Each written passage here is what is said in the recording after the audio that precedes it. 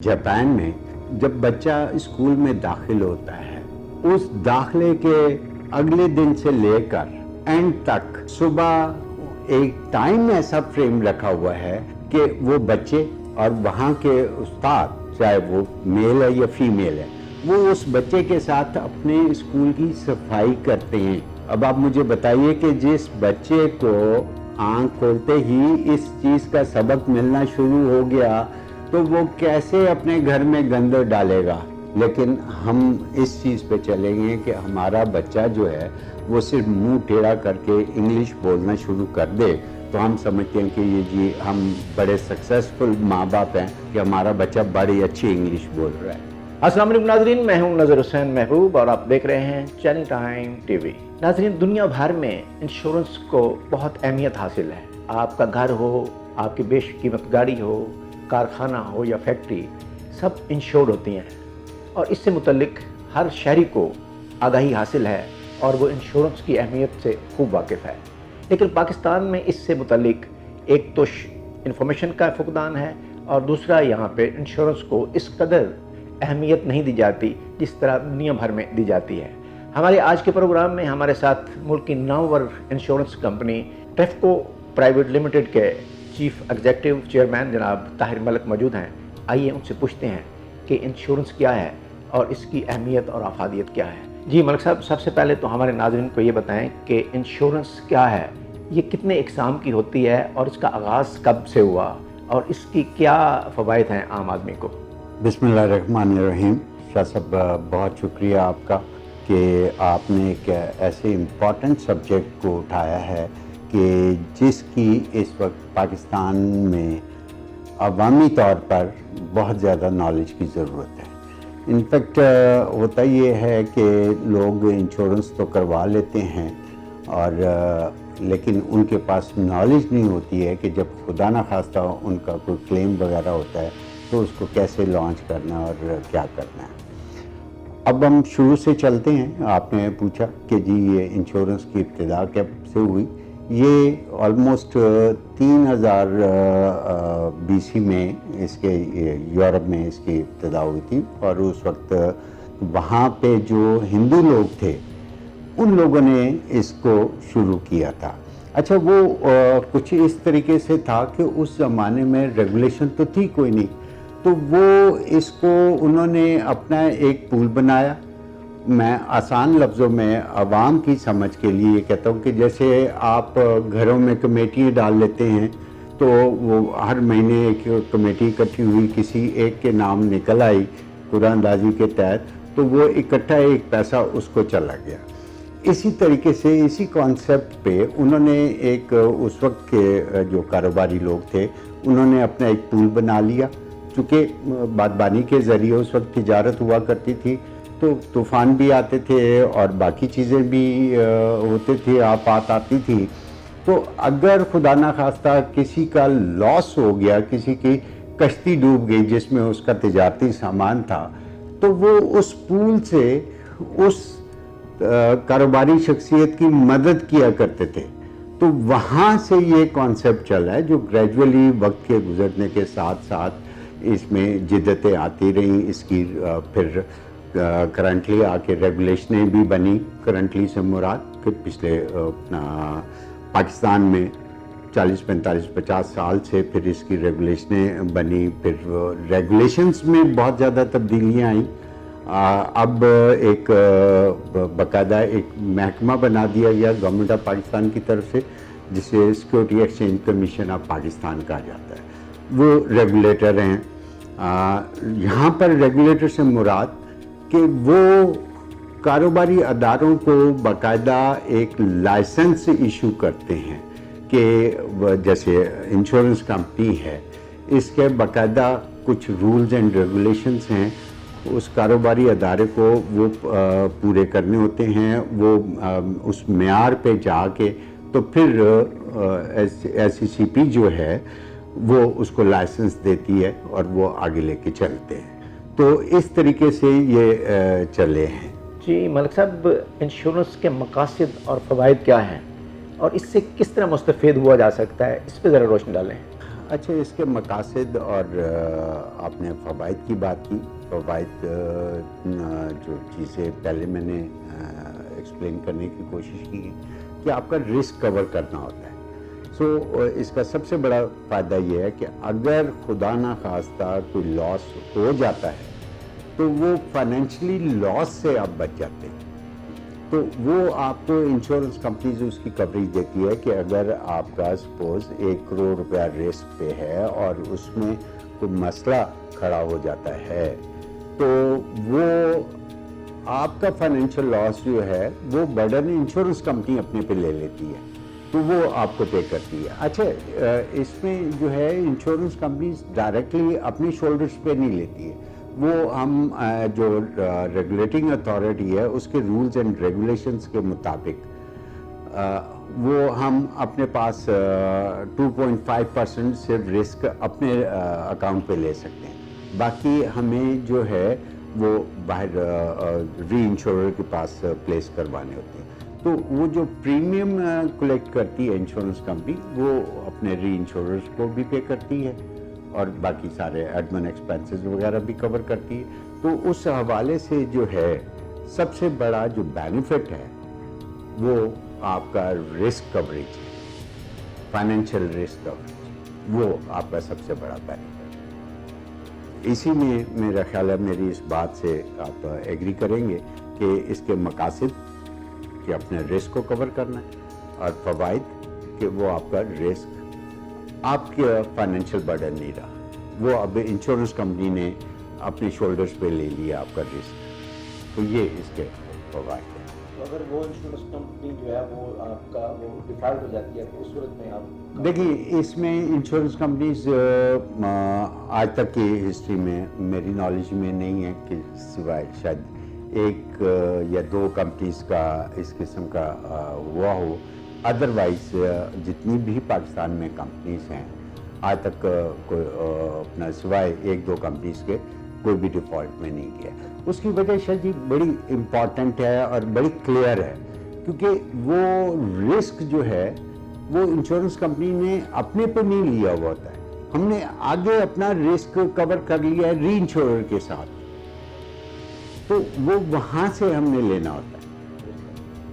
تو اس میں جب کلیم بھی ہو جاتا ہے, اگر پراپرلی کلائنٹ کلیم لانچ کرے اور اس کی ڈاکومنٹیشن سب سے امپورٹنٹ چیز ہے انشورنس کے کلیم میں, ڈاکومنٹیشن اینڈ ٹائمنگز, کیونکہ لوگوں کو علم نہیں ہے. تو اس حوالے سے جو مطلب اگر خدا نخواستہ ہم ایک جنرل پبلک کی انڈرسٹینڈنگ کے لیے بات کر لیں تو ایک گاڑی آپ نے انشور کی ہے. اچھا, گاڑی کا اگر لاس ہو گیا ہے تو لوگ 10-10, 15-15 دن انشورنس کمپنیز کو بتاتے ہی نہیں ہیں. ٹھیک ہے جی.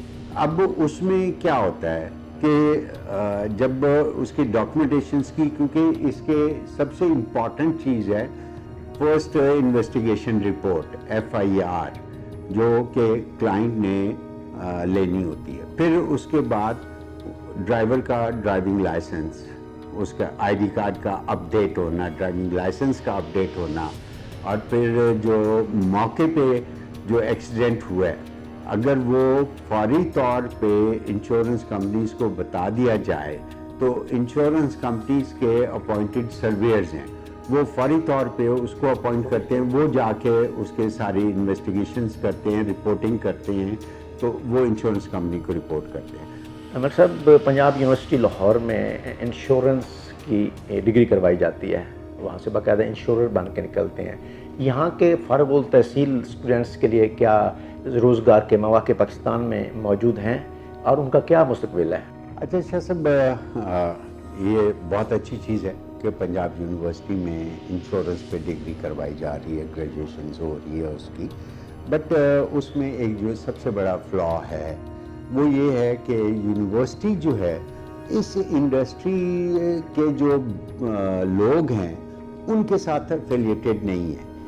یونیورسٹیز کو چاہیے, ابھی میں آپ کو ایک چائنا کی مثال دے دیتا ہوں کہ چائنا میں جتنی بھی انڈسٹریز ہیں وہ تمام کی تمام, چاہے وہ چھوٹی انڈسٹری ہے یا ایک بڑی انڈسٹری ہے, وہ تمام کے تمام یونیورسٹیز کے ساتھ افیلیٹڈ ہے.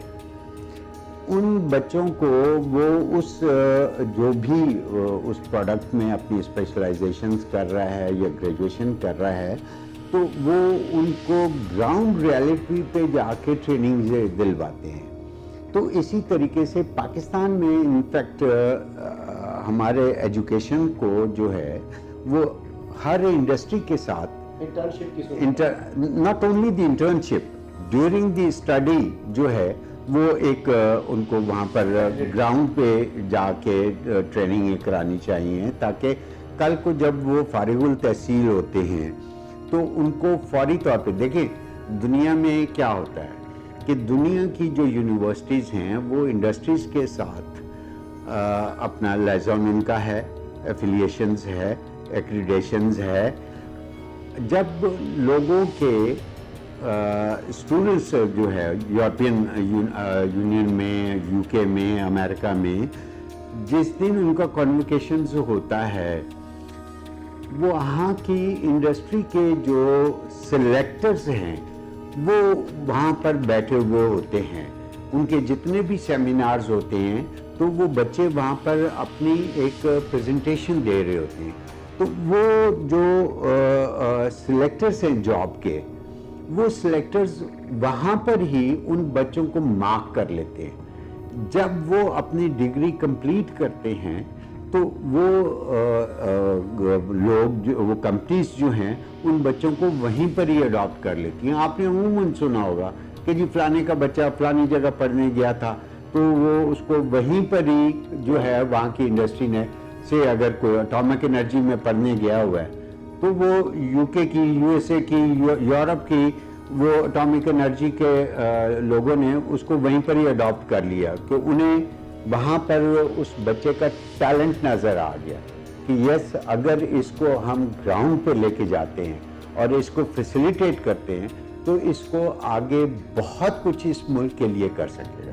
تو یہی چیز ہمارے ملک میں ہونی چاہیے. میں گورنمنٹ آف پاکستان سے یہ ریکویسٹ کروں گا کہ ان یونیورسٹیز کو جو ہے وہ پابند کیا جائے کہ یونیورسٹیز جو ہیں بچوں کو وہ ایجوکیشن دے جس کے روزگار کی اویلیبلٹیز اس گراؤنڈ پہ موجود ہیں. ٹھیک ہے نا, یہاں پر بایو کیمیکل پڑھایا جا رہا ہے یا اور اس قسم کی چیزیں پڑھائی جا رہی ہیں. جو چیز پڑھائی جا رہی ہے اس کی یہاں پر وہ فیلڈ اویلیبل نہیں ہے.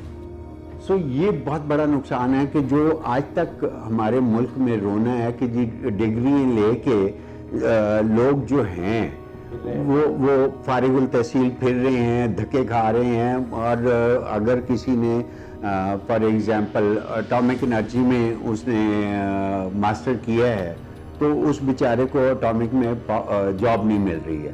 وہ میرا اپنا ایک ذاتی کزن ہے, اس نے الیکٹریکل میں وہ سارا کیا بٹ اس کو جاب نہیں ملی. اب وہ اس وقت کمپیوٹر کے کام میں ہے, وہ کہیں جاب کر رہا ہے کمپیوٹر کی فیلڈ میں. سو یہ ہماری بہت بڑی بد نصیبی ہے. لیکن میں اب جیسے پہلے گورنمنٹ آف پاکستان سے ریکویسٹ کر رہا تھا اور یونیورسٹیز کے لوگوں سے میری یہ سب سے بڑی گزارش ہے کہ آپ سبجیکٹ آج تک ہمیں وہ مسٹر چپس اور فلانا ٹھیکنا وہ پڑھایا جا رہا ہے. اچھا جاپان میں جب بچہ اسکول میں داخل ہوتا ہے اس داخلے کے اگلے دن سے لے کر اینڈ تک صبح ایک ٹائم ایسا فریم رکھا ہوا ہے کہ وہ بچے اور وہاں کے استاد چاہے وہ میل ہے یا فیمیل ہے وہ اس بچے کے ساتھ اپنے اسکول کی صفائی کرتے ہیں.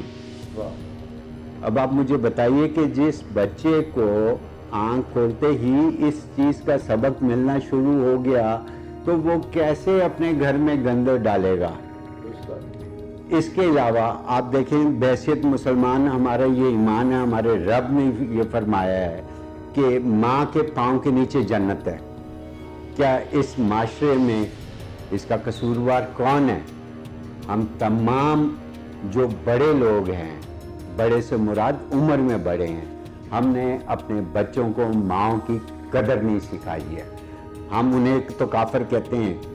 آپ یہ دیکھیں کہ وہاں پر ہر مہینے ایک دن ماؤں کو اسکول میں بلایا جاتا ہے اور ان بچوں سے ماؤں کے پاؤں دھلائے جاتے ہیں. تو آپ مجھے بتائیے کہ وہاں کیسے نہیں ماں کی عمر 100 سال اور 125 سال اور 150 سال ہوگی، کیونکہ وہ اولاد کو پتہ ہے ماں کی قدر کیا ہے. دس از دی کریکٹرائزیشنس کہ جو اس قوم کو بحیثیت مسلمان ہمارے مذہباً بھی، اخلاقاً بھی اور رب کے حکم کے مطابق ہمیں اس کو ڈیولپ کرنا چاہیے. لیکن ہم اس چیز پہ چلیں گے کہ ہمارا بچہ جو ہے وہ صرف منہ ٹیڑھا کر کے انگلش بولنا شروع کر دے تو ہم سمجھتے ہیں کہ یہ جی ہم بڑے سکسیسفل ماں باپ ہیں کہ ہمارا بچہ بڑی اچھی انگلش بول رہا ہے. جی ناظرین، آپ نے ٹریفکو انشورنس پرائیویٹ لمیٹڈ کے چیئرمین جناب طاہر ملک صاحب کی گفتگو سنی. یقیناً آپ اس سے مستفید ہوئے ہوں گے.